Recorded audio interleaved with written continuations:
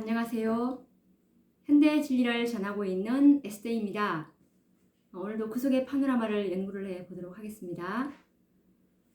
이스라엘 12지파와 14만 4천인을 연구하고 있는데요. 이 마지막 시대에 구원받을 수 있는 수요가 이제 일요일 법령 이후에는 정말 이 살아계신 하나님의 인 받는 자들만 우리가 이 일요일 법령을 이게 통과하게 될 텐데 그 구원받는 그 숫자가 14만 4천인입니다. 그래서 우리가 이 14만 4천인에 대한 연구 주제는 정말 이 마지막 시대를 살아가는 하나님의 백성들이라면 정말 중요한 연구 과제인데요. 우리가 이제껏 이제 그 12지파를 연구해 오고 있는데 2지파만을 지금 남겨놓고 있습니다. 그래서 오늘 연구할 지파는 므낫세 지파입니다. 이 요셉의 그 장자인 므낫세인데 이 요셉에게 원래 기업의 두 몫을 분배받았는데 므낫세와 에브라임인데 이 에브라임이 12지파에서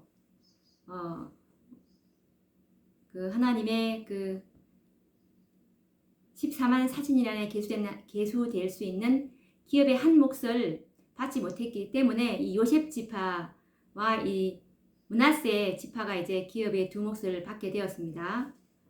요셉에게 할당된 두 몫인데 오늘은 이 므낫세 지파를 한번 깊이 다뤄보도록 하겠습니다.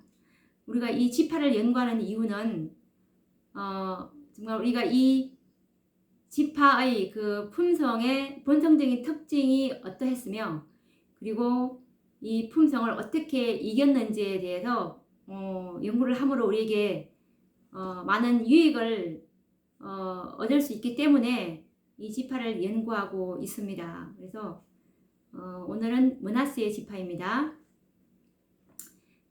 므낫세의 지파를 상징하는 보석은 대제사장의 가슴에 부착된 흉패의 셋째 줄에 있는 그 백만호입니다. 출애굽기 28장 19절에 나와 있는데요.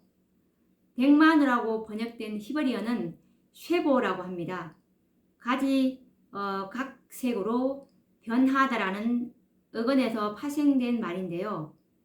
이처럼 이 백만호는 특정한 색깔만을 고집하지 않고 여러 가지 색깔을 띠는 보석인데 대체적으로 보면 이게 회청색으로서 푸른 빛을 발하는 보석입니다. 마치 이 동생에게 장자의 우선권을 잃었지만 자신의 특권을 고집하지 않고 양보하면서 살아갔던 그 므낫세의 생애를 표상하게 너무나 합당한 보석이라고 생각이 듭니다. 그런데 이 백만호의 그 푸른 빛이 상징하듯이 하나님의 율법을 사랑하고 순종하며 살아갔던 그 므낫세의 겸손한 삶이 그의 이름이 14만 4천인에서 발견되게 해 주었습니다. 그래서 정말 금글씨로 새겨진 이름인 14만 4천인 중에서 12,000명은 그 므낫세 지파의 이름으로 승리하는 자들이 될 것입니다.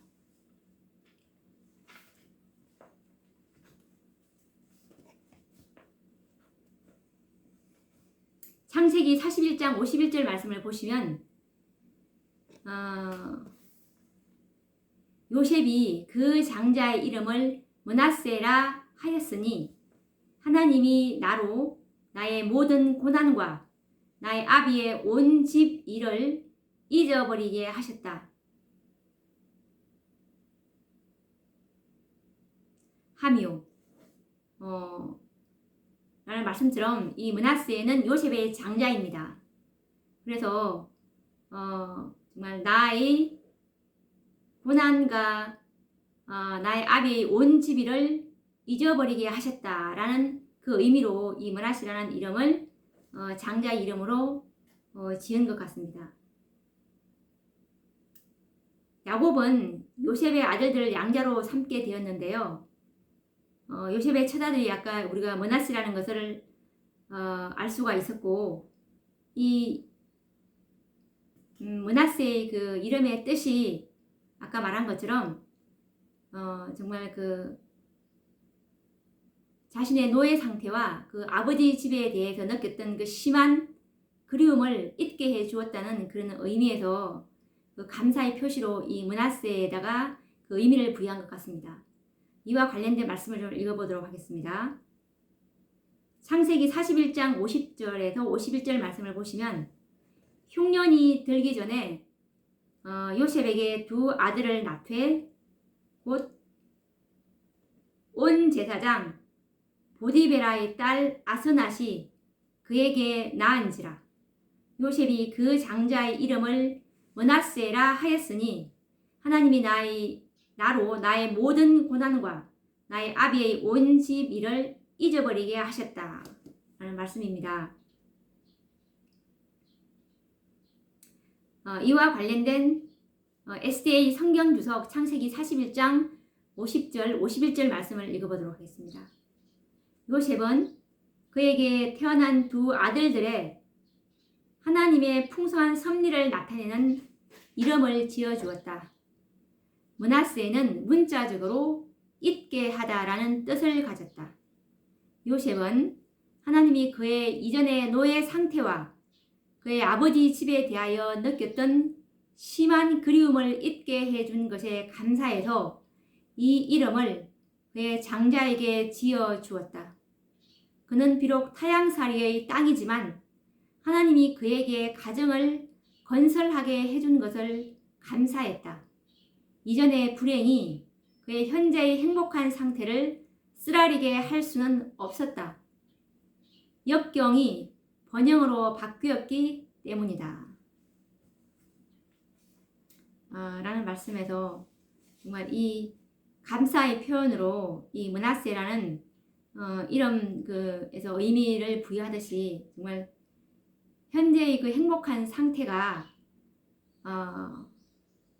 역경이 번영으로 바뀌었다는 것을 이제 요셉이 깨닫게 되었습니다. 하나님께 대한 감사가 나왔겠죠. 그래서 예전에 그 힘들었던 모든 고난을 잊을 수 있게 해 주었을 것입니다. 이제 요셉이 그 아버지의 이제 임종 때가 가까워져서 두 아들을 데리고 이제 축복을 받으려고 이제 아버지에게 데려가는 그 장면인데, 야곱이 이제 축복을 해주게 됩니다. 그래서 이제 요셉은 아버지에게 이 아들들을 데리고 와서 축복을 할 수 있게끔 그렇게 하는 장면인데 한번 읽어보도록 하겠습니다. 창세기 48장 5절 말씀입니다. 내가 애굽으로 와서 내게 이르기 전에 애굽에서 내게 낳은 두 아들 에브라임과 므낫세는 내 것이라. 르우벤과 시므온처럼 내 것이 될 것이요. 여기서 이 야곱이 므낫세와 에브라임이라고 하지 않고 에브라임과 므낫세라는 이 말씀에 좀 주목을 해볼 필요가 있을 것 같습니다.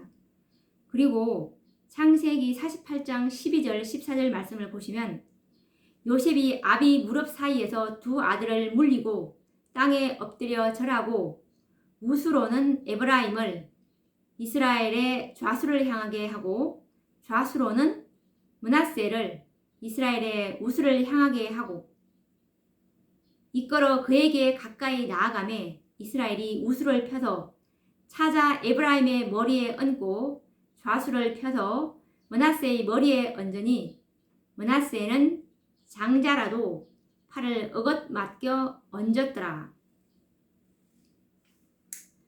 이와 관련된 말씀입니다.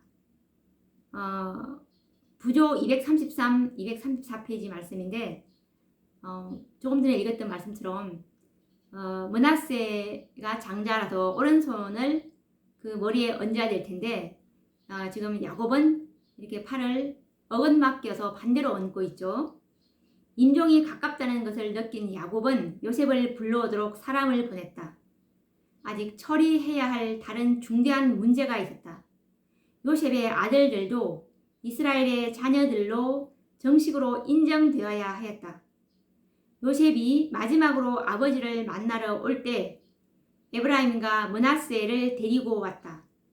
이 두 청년은 그들의 어머니를 통해서 애굽 사제의 최고위층과 혈연이었고, 그들이 애굽인들과 관계를 맺으려고 하면 그들의 아버지의 지위는 그들에게 부귀영달의 대로를 열어줄 것이었다.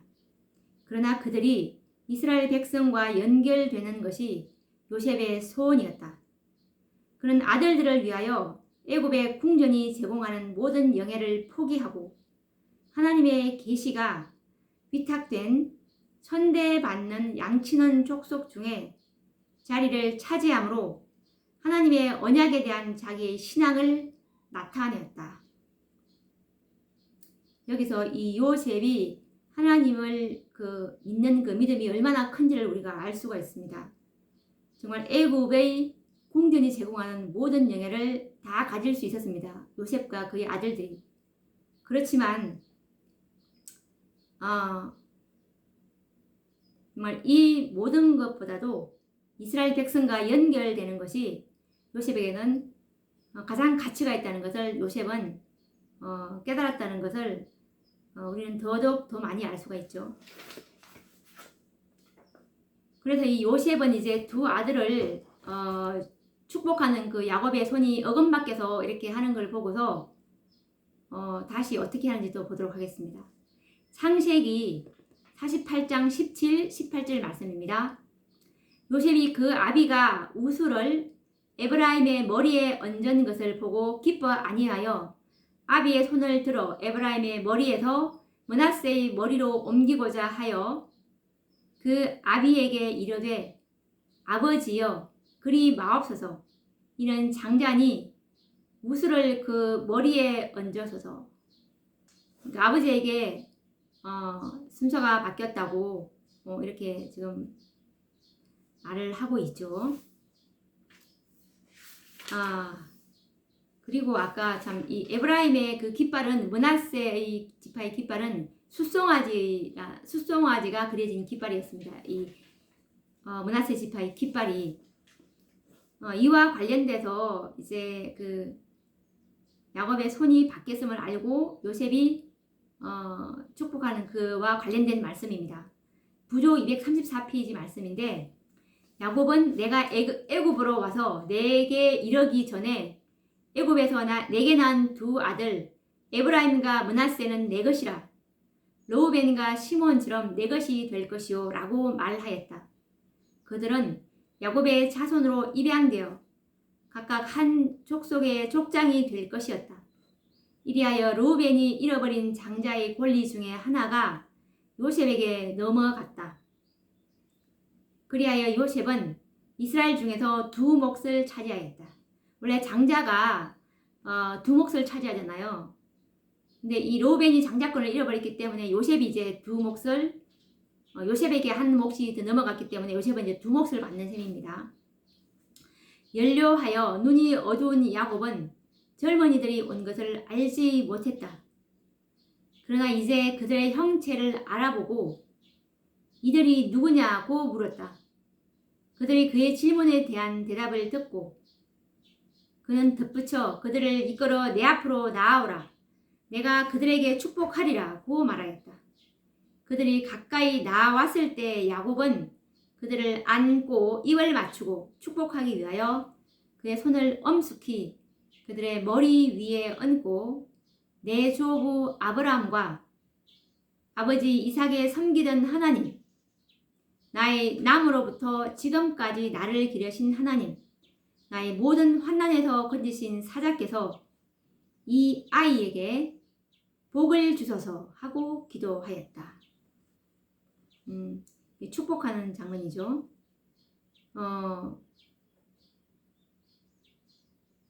이 야곱이 이제 이렇게 손을 이제 바꿔서 축복을 하니까 요셉이 바뀌었다고 하니까 이제 야곱이 어떻게 말을 하는지 한번 또 이어서 계속 읽어보도록 하겠습니다. 창세기 48장 19절 20절 말씀입니다. 아비가 허락지 아니하여 가로되 나도 안다. 내 아들아 나도 안다. 그도 한 족속이 되며 그도 크게 되려니와 그 아우가 그보다 더 큰 자가 되고 그 자손이 여러 민족을 이루리라 하고 그 날에 그들에게 축복하여 가로되 이스라엘 족속이 너로 축복하기를 하나님이 너로 에브라임 같고 므낫세 같게 하시리라 하리라 하여 에브라임을 므낫세보다 앞세웠더라. 야곱이 다 알고 지금 이렇게 일부러 어긋맞겠다는 것을 지금 말씀하고 있죠. 이와 관련된 성경 SDA 성경 주석 창세기 48장 18절 말씀입니다. 둘 중에 형이었던 므낫세도 큰 민족이 될 것을 보증하면서 이 므낫세의 지파도 수요가 굉장히 많았습니다. 에브라임 지파보다는 못지 않았지만 에브라임 지파보다는 수요가 작았지만 정말 그 못지않은 큰 수요를 가진 그 지파였습니다. 둘 중에 형이었던 므낫세도 큰 민족이 될 것을 보증하면서 야곱은 그러나 에브라임이 더 크게 되어 많은 민족을 이루게 될 것이라고 강조하여 말하였다. 이 축복은 사사시대부터 성취되기 시작하여 그때부터 에브라임 지파는 숫자도 늘어나고 세력도 강해져서 북방의 10지파 중에서 지도적 위치에 서게 되고 그 이름이 이스라엘이란 이름과 같은 중요성을 지니게 되었다. 그래서 이스라엘을 대표하는 지파가 이 에브라임 지파가 되었습니다. 북방 이스라엘을 대표하게 되었죠. 야곱의 축복은 단순히 임종을 앞둔 할아버지의 신실한 바람이 아니었고 확실한 예언적 의와 힘에 의해 주어진 축복이었음을 보여준다. 확실한 예언적 의와 힘에 의한 축복이라는 것을 지금 말씀해주고 계시죠. 그래서 므낫세는 정말 장자였지만 야곱으로부터 장자의 축복인 그 우수의 축복을 받지 못하고 정말 억울하게 사자의 축복을 받은 셈이죠. 그런데 정말 이렇게 되었다면 얼마나 정말 억울하고 불만이 많았겠습니까?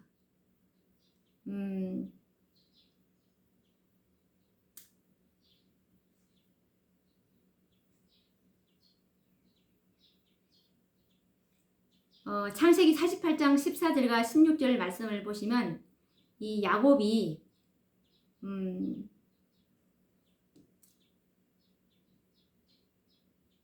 므낫세를 축복하는 그 말씀을 다시 한번 읽어보도록 하겠습니다.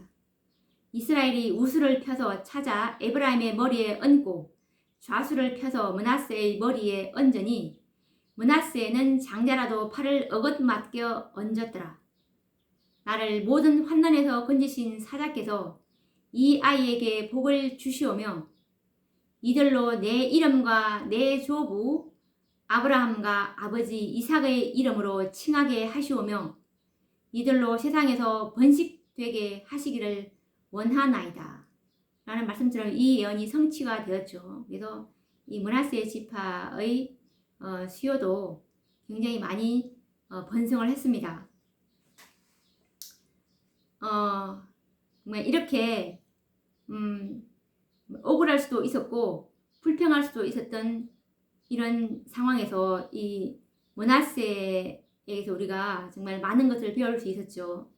배울 수 있겠죠. 정말 그런데 정말 이런 점에서 정말 우리가 우리의 모범이 되고 우리의 귀감이 되어야 할 그분이 바로 예수 그리스도이십니다. 이분이 얼마나 정말 억울한 일을 많이 당하고 그리고 정말 불평을 할 수 있었던 이런 상황이었습니까? 그분은 정말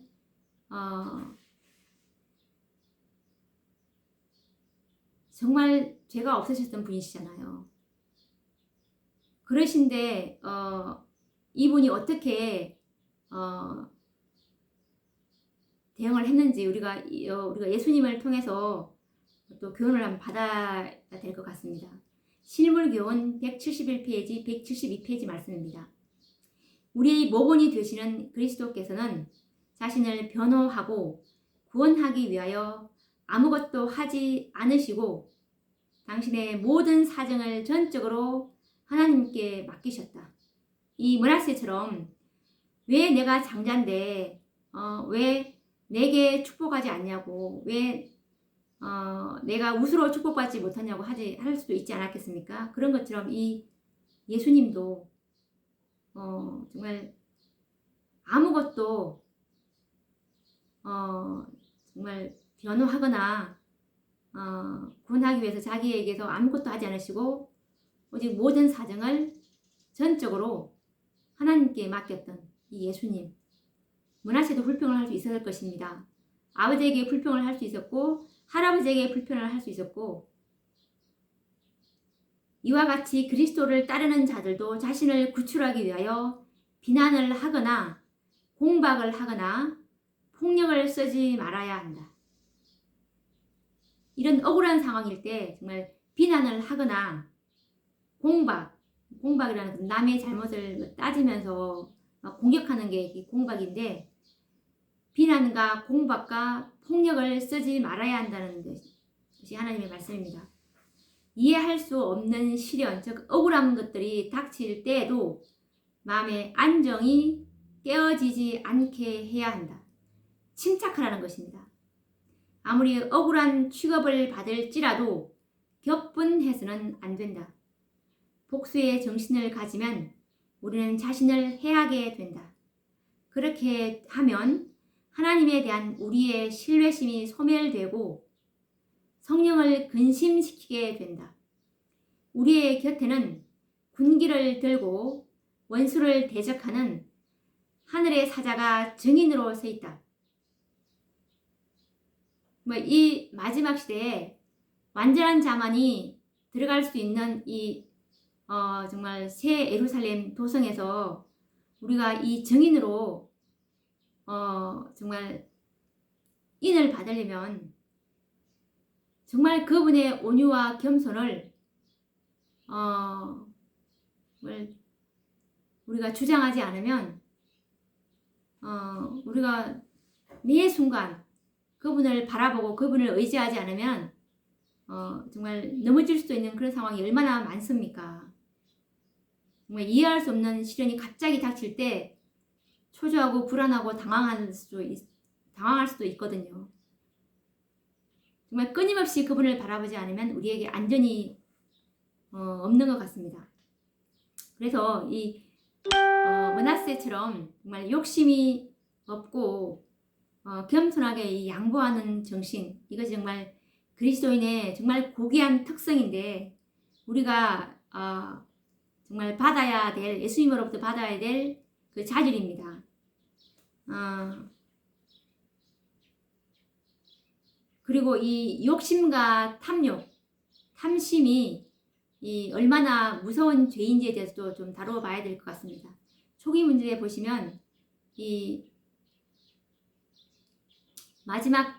우리가 이 마지막에 제일 끊기 힘든 것이 탐심이라고 했는데, 이 탐욕이 그만큼 이게 힘든 이 죄의 거의 마지막 관문인 것 같더라고요. 골로새서 3장 5절 말씀을 보시면, 그래서 이 10계명 중에도 이 10번째 계명이 탐심이 아니는가라는 생각이 듭니다. 이것은 정말 보이지 않고 속에 숨겨져 있기 때문에 잘 드러나지가 않기 때문에 참 제거하기 힘듭니다. 정말 이거 간절하게 예수님께 제거해달라고 매달리지 않으면 뿌리까지 뽑아내기가 힘든 것이 탐심인 것 같아요. 골로새서 3장 5절 말씀을 보시면, 그러므로 땅에 있는 지체를 죽이라. 곧 악한 정욕과 탐심이니 탐심은 우상 숭배니라. 탐심이 우상 숭배라고 말씀하고 계시죠. 그리고 야고보서 1장 15절 말씀을 보시면, 욕심이 잉태한 적 죄를 낳고 죄가 장성한 적 사망을 낳으니라. 이 욕심을 자꾸 키우면 죄가 되고, 이 죄가 또 장성하면은 멸망과 구원이 없다는 그 말씀이죠. 그리고 누가복음 12장 15절 말씀을 보시면 삼가 모든 탐심을 물리치라 라는 말씀도 있죠. 삼가 모든 탐심을 물리치라. 이와 관련된 그 증언의 말씀인데 정말 셋째 천사의 기별을 믿느라고 하는 그 많은 분들이 탐심을 제거 하라는 그 권면의 말씀입니다. 나는 교회증은 1권 132페이지 말씀입니다. 나는 셋째 천사의 기별이 그 기별을 믿노라고 공언하는 많은 사람들의 마음속에서 누룩처럼 작용하여 그들의 교만과 이기심과 탐심과 세상을 사랑하는 마음을 제거해 버려야 할 것을 보았다. 교만, 이기심, 탐심, 세상을 사랑하는 마음. 이거 은혜가 정말 와야 됩니다. 정말 원한 맺힌 과부처럼 정말 끈질기게 예수님께 이것이 뿌리가 뽑혀질 때까지 매일매일 그분을 찾아가야 되는 이 죄들입니다. 이거 진짜 너무너무 한 번에 되지 않는 것 같아요. 뿌리가 뽑아도 또 뽑아도 또 있는 것 같아요. 그리고 증언보감 1권 518, 519페이지 말씀인데 탐심이라는 제목 아래는 거짓, 절도, 강도, 사기, 탐욕이 있고 야망 아래는 자만과 사치가 있고 악의, 시기, 미움 위에는 질투가 있고 부절제는 긴 목록의 두려운 죄악들 곧 음탕, 간음, 동물적 정욕의 방종 등과 같은 죄악의 목록이 붙어 있었다. 이것들을 바라보면서 나는 말할 수 없는 고통으로 누가 구원을 받을 수 있을까? 누가 하나님 앞에 의롭게 설 수 있을까? 누구의 옷이 점이 없는가? 누가 순결하고 거룩하신 하나님의 눈에 흠이 없는가? 하고 부러지셨다. 정말 이 말씀을 보면은 정말 절망입니다. 왜냐하면 정말 이런 것들은 우리가 어떻게 할 수가 없는 주라는 것은 정말 셋째 천사의 기별을 믿고 계시는 분들은 다들 체험하실 것이라고 생각이 듭니다. 정말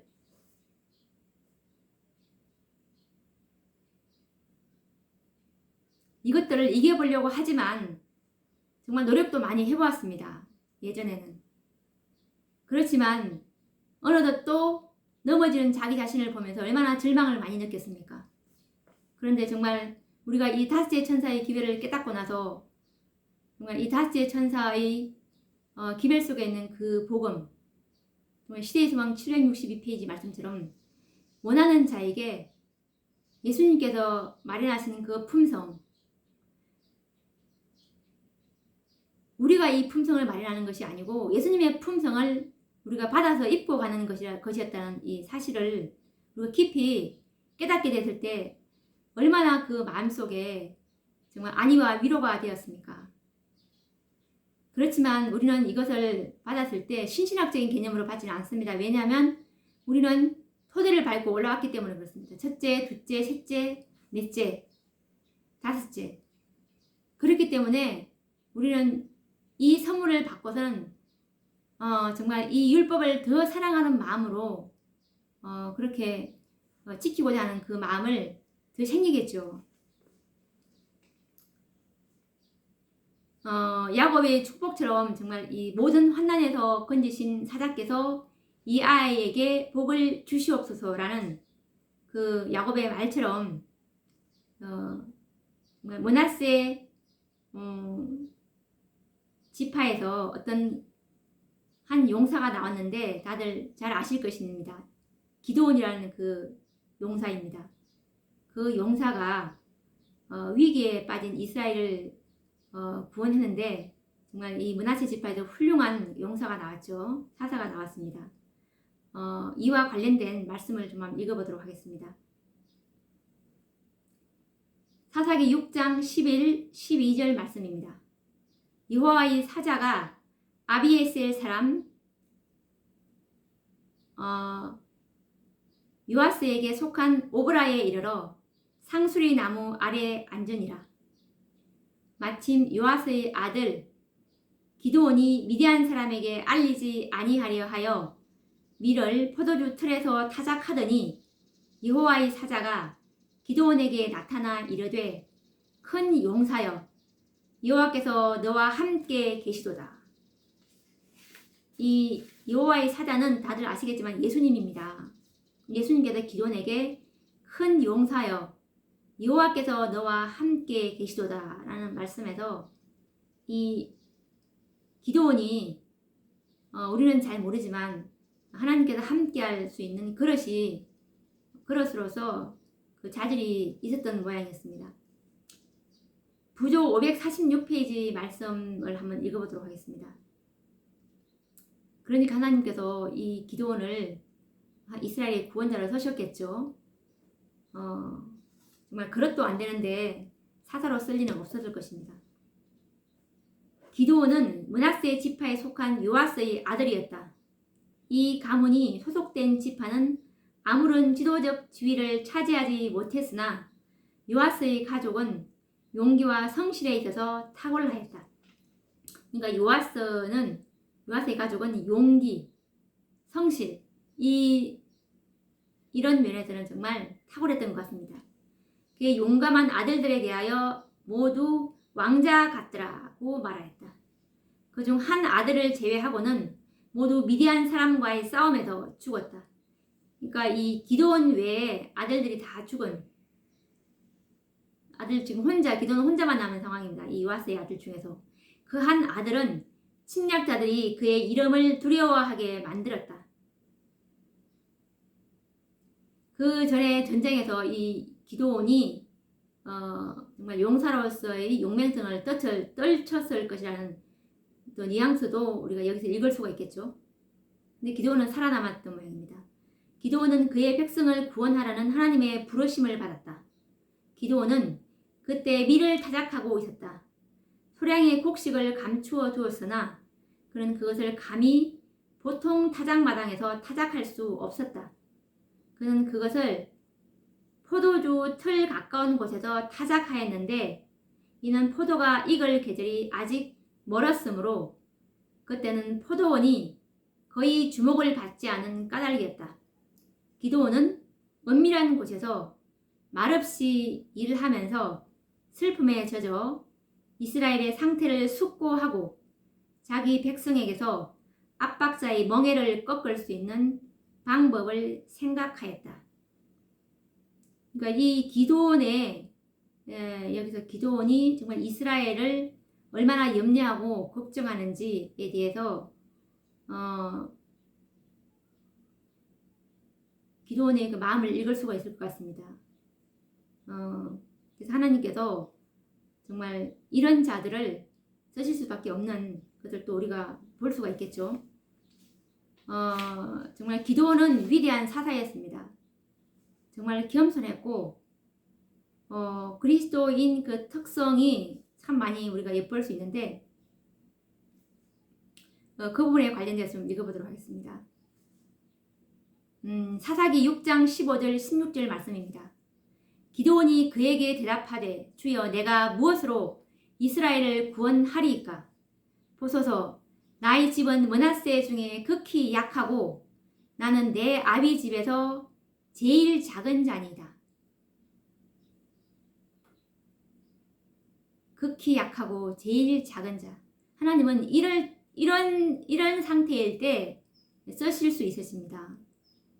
하나님이 쓸 수 있는 통로는 자기가 정말 연약하고 무익하다는 것을 깨달을 때 그때 이제 하나님께 온전히 헌신할 수 있는 상태가 되기 때문에 정말 자아를 퇴위시키고 하나님의 말씀을 받을 준비를 하고 있는 이런 사람들을 하나님께서는 쓰시는 것이 하나님의 섭리입니다.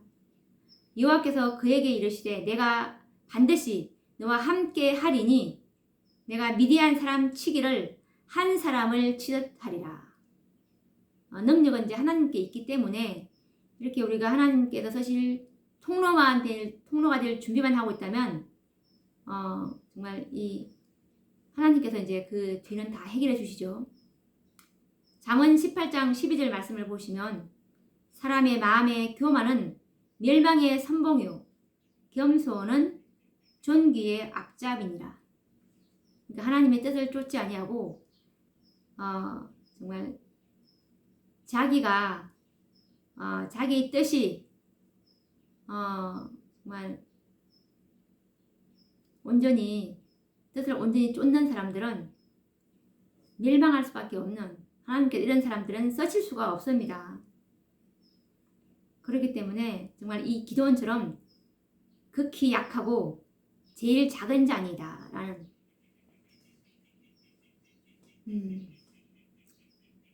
화이트석 사사기 6장 15절 말씀을 보시면 기도원은 그의 앞에 있는 큰 일을 하기에는 자신이 너무 부적합하다는 것을 절실히 느꼈다.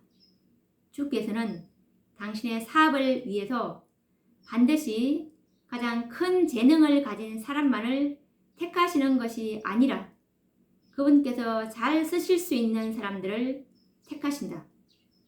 잘 쓰실 수 있는 사람들. 재능이 맞냐 안 맞냐가 중요한 것이 아니고 잘 쓸 수 있는 사람들. 왜냐하면 재능은 하나님께서 얼마든지 주실 수 있으니까요. 하나님을 위해서 훌륭하게 봉사할 수 있는 사람들이 알려지지 않은 채 그대로 방치될 수도 있고 외관상으로는 주께서 보시지도 쓰시지도 않는 것처럼 보일 수도 있다.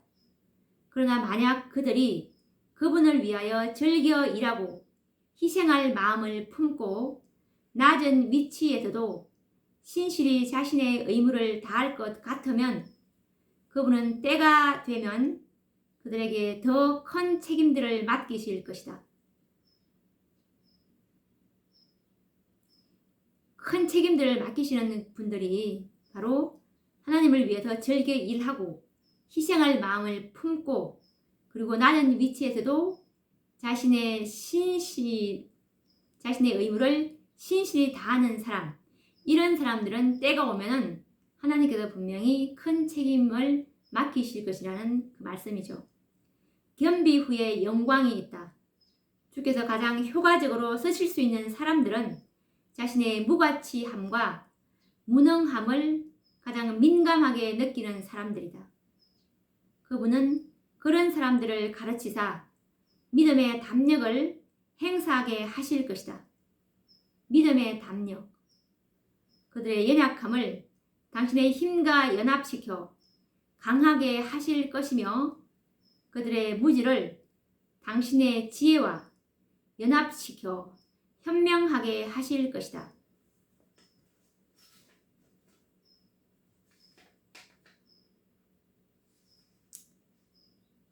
그리고 이 북방 이스라엘에 살면서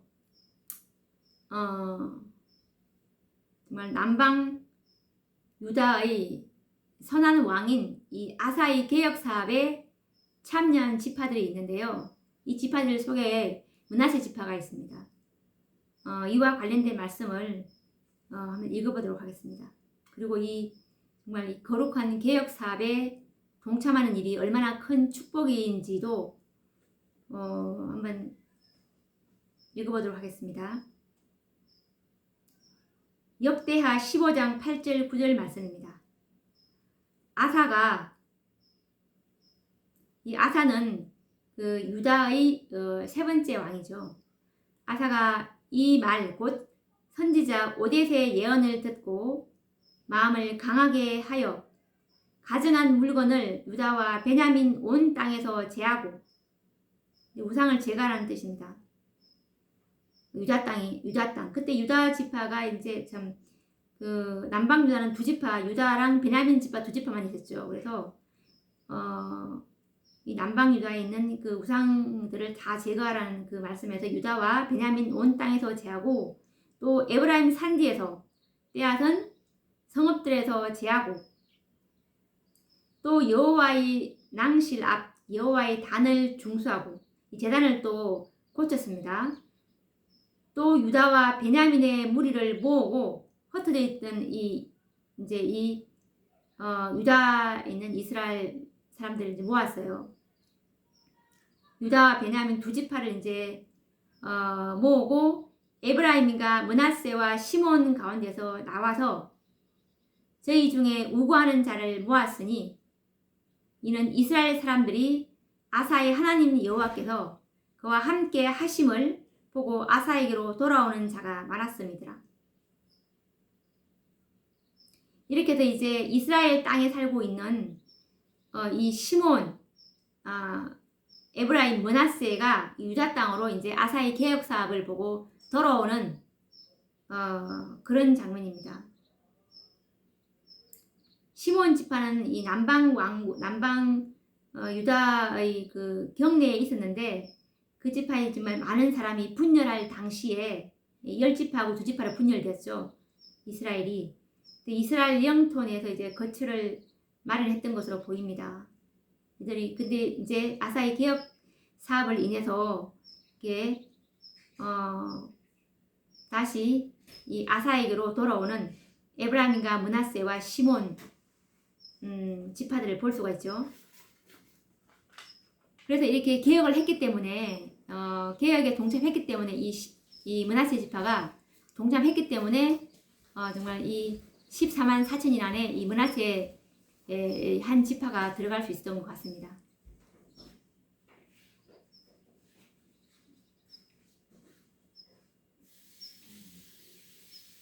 그리고 역대하 30장 1절과 11절 말씀을 보시면 이 히스기야 왕의 또 개혁 사업인데 히스기야 왕이 13번째 왕이죠. 남방 유다 13번째 왕인데 이때 이제 그 에브라임과 므낫세에게 편지를 보내는데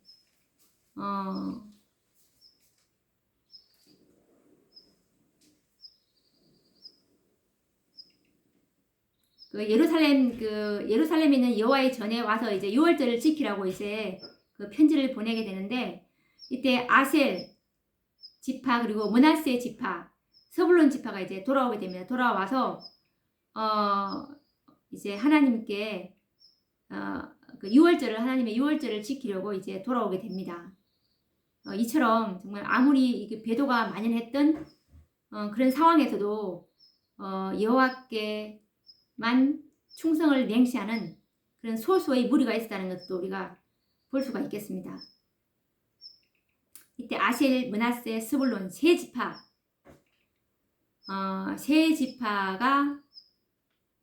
이때 이 편지에 응하게 되었죠. 마라나타 159페이지 말씀을 보시면 우리는 머지않아 세상에 닥칠 일을 생각하는 것이 마땅할 것이다. 지금은 허송세월로 보내거나 이기심을 품을 때가 아니다. 우리가 살고 있는 시대가 우리에게 진정한 사명감을 주지 못한다면 무엇이 우리의 마음을 움직일 수 있겠는가?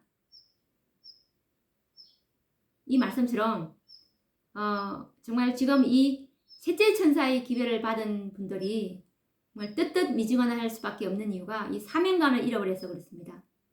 정말 이 마지막 시대에 하나님께서 요구하시는 그 교회가 어떤 교회가 되어야 되는지에 대한 그 진정한 이해와 사명감이 부족하기 때문에 정말 하나님의 완전한 율법을 지킬 수 있다는 그 증인들이 되지 않으면 이 마지막 시대에 하나님의 인을 받을 수가 없다는 것을, 그리고 예수님의 재림이 올 수도 없다는 것을 이 한 무리가 생기지 않으면 그것을 진정으로 깨닫게 될 때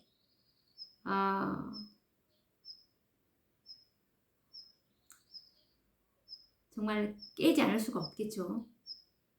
명확한 분별력을 가진 사람들이 지금 요망되고 있다. 하나님께서는 기꺼이 성령의 지배를 받아 철저한 개혁 사업의 선두에 설 사람들을 부르고 계신다. 나는 우리 앞에 위기가 있는 것을 알고 있는데 주님께서는 당신의 사역자들이 협력할 것을 요구하고 계신다. 모든 영혼은 과거 어느 때보다 하나님께 대한 보다 깊고 보다 참된 헌신을 해야 한다. 정말 이 마지막 시대에 하나님께서 요구하시는 완전한 헌신, 정말 모든 것을 나에게 다오라는 그 말씀처럼 정말 예수님께 헌신하지 않는다면 정말 쭉정이가 되어서 하나님의 꽃간에는 드리지 못하겠죠. 그래서 정말 얼마나 그분을 바라볼 때 얼마나 더 깊이 우리가 회개를 해야 될까요? 정말 성령께서 정말 이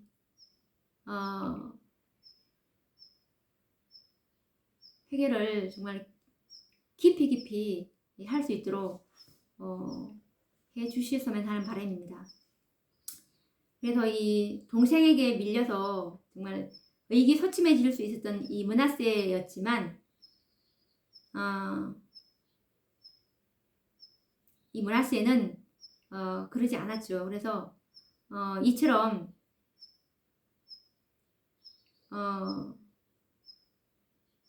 다윗을 왕으로 추대하는 일에 이 므낫세 지파들은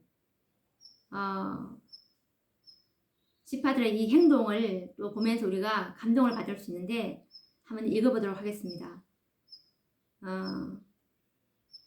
역대상 12장 20절 말씀입니다. 다윗이 시글락으로 갈 때 므낫세 지파에서 그에게로 돌아온 자는 아드나와 요사밧과 여디아엘과 미가엘과 요사밧과 엘리후와 실러데니 다 므낫세의 천부장이라. 이 무리가 다윗을 도와 적당을 쳤으니, 이 적당은 이 시글락을 약탈한 그 아말렉 침략자의 무리를 말하는 것입니다. 아말렉의 무리를 말하죠. 적당을 쳤으니 저희는 다 큰 용사요 군대 장관이 됨이었더라. 정말 이 므낫세 지파가 정말 다윗을 왕으로 추대한 일에 정말 큰 일을 정말 담당을 했었죠. 이 므낫세 지파가 그런 것처럼 정말 이 지파가 정말 예수님의 그 즉위식에서 정말 당당히 12,000명의 그 므낫세의 이름으로 이제 하늘 도성을 통과하게 되어서 정말 다윗이 즉위할 때 이 므낫세 지파가 도와준 것처럼 이 예수님의 즉위식에도 이 정말 므낫세 지파가 당당하게 12,000명의 이름으로 들어가게 됩니다. 계시록 7장 6절 말씀처럼 므낫세 지파 중에 12,000이요. 우리가 정말 이 므낫세 지파처럼 이 부당한 대우에 정말 의기소침하고 불평할 수도 있지만 정말 이렇게 되지 않도록 경계하라는 그 하나님의 말씀을 한번 읽어보도록 하겠습니다. 마라나타 159페이지 말씀입니다. 온유한 자가 이를 보고 기뻐하나니 하나님을 찾는 너희들아 너희 마음을 소생케 할지어다.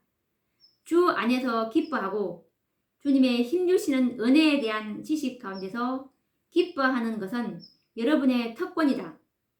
하나님의 사랑이 생각과 마음을 사로잡도록 하라. 그런 마음이 올라올 때 정말 부당하고 불평이나 불만이 올라올 때 하나님의 사랑이 우리 마음과 생각을 사로잡도록 하라는 뜻입니다.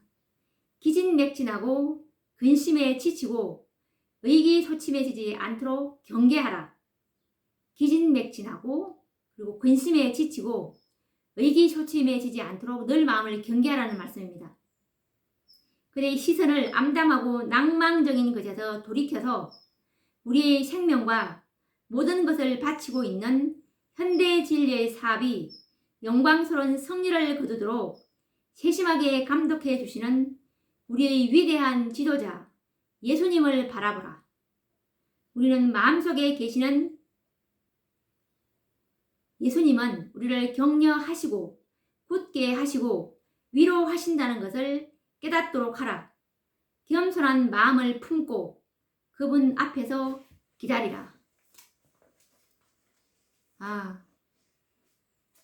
그리고 가래 뽑은 기별 3권 325페이지 말씀입니다. 자신을 바라보지 말라. 자신에 대하여 생각하고 말하지 말라. 그대는 그대가 행하는 어떤 선한 행위로도 스스로를 구원시킬 수 없다. 주 예수께서 그대를 죄를 지고 가는 자로 삼지 않으셨다. 그분께서는 어떤 인간이나 천사들이 죄를 지을 수 있게 하지 않으셨다. 그분은 수고하고 무거운 짐진 자들아, 다 내게로 오라. 내가 너희를 쉬게 하리라고 말씀하신다. 그대는 그리스도의 말씀을 믿지 않는가? 그분은 다음과 같이 명하신다. 나는 마음이 온유하고 겸손하니 나의 명예를 내고 내게 배우라. 그러면 너희 마음이 쉼을 얻으리니 이는 내 멍에는 쉽고 내 짐은 가벼움이라. 구주를 생각하라. 그대의 죄를 부작이든 작위든 죄를 지고 가는 분께 내려놓으라. 그대는 그대가 주님을 사랑한다는 사실을 알고 있다. 그렇다면 근심하며 삶을 이어가지 말라. 이는 사단이 그의 거짓으로 그대를 괴롭힐 것이기 때문이다. 예수께서 그대의 죄를 용서하실 것이며 용서하신다는 것을 믿으라. 그분은 온 세상에 죄를 지셨다. 그분은 연약하고 곤란을 당하는 영혼이 그분께 와서 그분을 의지하는 것을 좋아하신다. 단순한 믿음으로 하나님을 찾으며 내가 믿습니다. 나의 믿음 없는 것을 도와주소서 라고 말하라. 정말 아멘입니다. 정말 우리는 자신을 바라보지 말고 늘 예수님을 생각하면서 온전히 우리의 짐을 예수님께 내려놓는 전적으로 그분만을 신뢰하는 저와 여러분들 되기를 바라며 오늘도 또 시간이 다 되어서 다음 시간에 또 뵙도록 하겠습니다. 감사합니다.